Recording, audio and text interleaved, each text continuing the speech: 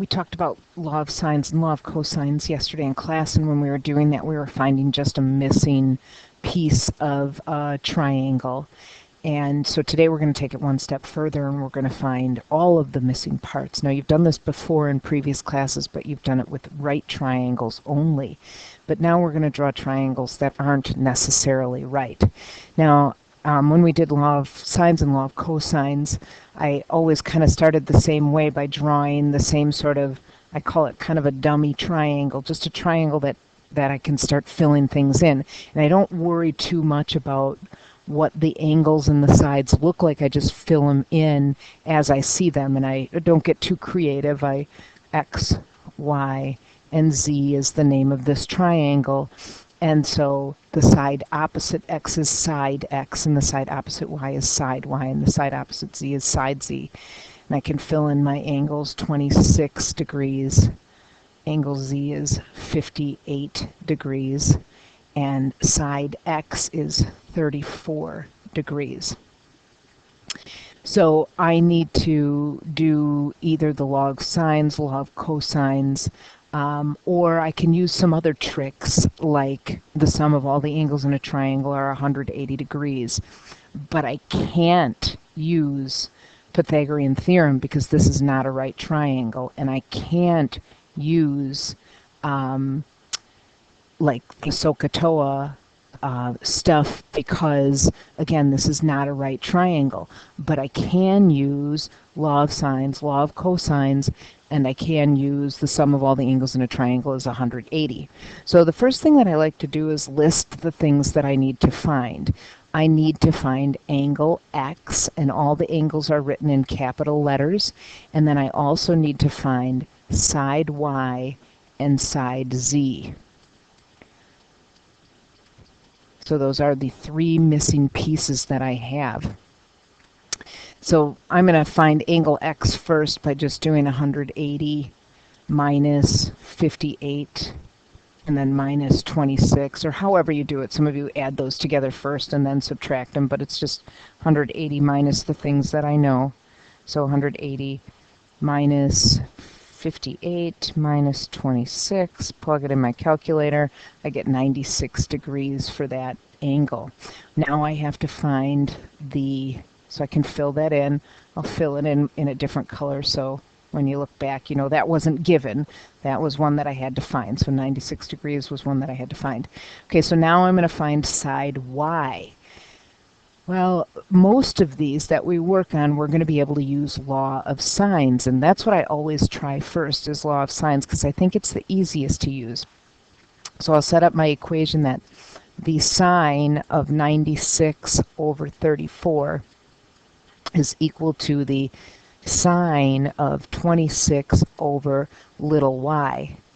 And I'll have another one, the sine of 96 over 34 is going to be equal to the sine of 58 over little z. And now you can just cross multiply, use a cross product. We did this in class, so you just have to make sure when you're doing it that you hit equals or close the parentheses around things when you're working through them. So make sure your calculator's in degrees, and then you can just enter your stuff. So I'm going to do cross product 34 times the sine of 26. So I'll do 34 times the sine of 26. The parenthesis is naturally going to come up, so I'm going to finish that parenthesis on my calculator, and then I'll divide that by the sine of 96. And it's just a plug, plug, plug. 34 times the sine of 26. Don't forget to end your parenthesis.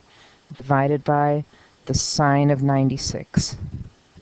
And I ended up with about 14.98. It says round to the nearest tenth, so this one's actually going to round to 15, and I'll label that with centimeters. So 14.98 rounds up to the 15, and put your proper label on. Again, it's the same thing. I'm going to cross multiply and solve. So this is going to be 34 times the sine of 58 divided by the sine of 96. So 34 times the sine of 58 divided by the sine of 96. And on that one, I got 29 centimeters. What I like to do is double check and make sure reasonableness. So when I start to fill in those missing sides that I just found, I want to make sure that they are all reasonable. The smallest side should be across from the smallest angle, and the largest side should be across from the largest angle. And if that's true, then I did all right. So there's not a whole lot to this, just drawing out your picture, figuring out what you need, and then setting it up to solve. Sometimes you're going to be given two angles and a side. Other times you'll be given two sides and an angle. There are even instances where we'll be given all three sides, but not today. We're just going to start kind of slow. But so in this next one, again, I'm going to draw my sort of dummy fill-in triangle, F, D, E. I'll fill in what I have. Measure of angle E is 89. Side E is 8. Side D is 7. And I need to find angle D, angle F, and side F. And so I'll just start by kind of setting it up and figuring out what it is that I need to get and start filling things in. Well, right now I don't have enough to find the missing angles. I only have one of them, so I need at least two angles to find the third angle. So I'm going to start by finding D. And the reason I chose D is because I have side D and I have angle E and side E. And so I can set this up as the sine of 89 over 8 equals the sine of D over 7. And I'm still going to do the cross products. I just have an extra move that I have to make because of the fact that I don't know the angle. Remember, I'm going to have to do the inverse sine to get that angle. So this is 7 times the sine of 89. Again, don't forget to close your parenthesis. Divided by 8. This is going to give us some value. So I'm going to plug it in my calculator. 7 times the sine of 89, close my parenthesis, divided by 8. I'm going to get this decimal answer. I need to try this again because something funny happened. I'm going to pause. Okay, I just must have punched something in wrong. I ended up with a number that was over 1, and you can't have a triangle if you have a value of sine that's over 1. This time I got 0.8, 0.874, 8, 6, 6, blah, blah, blah. There's a whole lot there, and I don't feel like writing it all down, and you shouldn't have to write it down either, because you have this key on your calculator called the answer key. And so what my next move is going to be is to take this answer that I just found, and I have to do the sine inverse of it. So what I plug in my calculator is second sine, so that the sine -1 comes up. So it's the second or shift or whatever your calculator is, sine. And then I insert the answer. So it just takes that and it puts ANS in there. On me, it's the second negative key. But look for the thing that says ANS and get yourself there. And so, and I know we worked on that a little bit in class, so find that on there. Once I do second sine of that answer that I transferred in, I'm going to get my angle measure, and I got D to be roughly 61 degrees. Actually, it said round to the nearest tenth, so nearest tenth, it's 61.02. It's going to be 61.0, so 61 degrees is what I get for that. And then I can finish F by doing 180 minus 89 minus 61, and I can get that missing angle. So 180 minus 89 minus 61.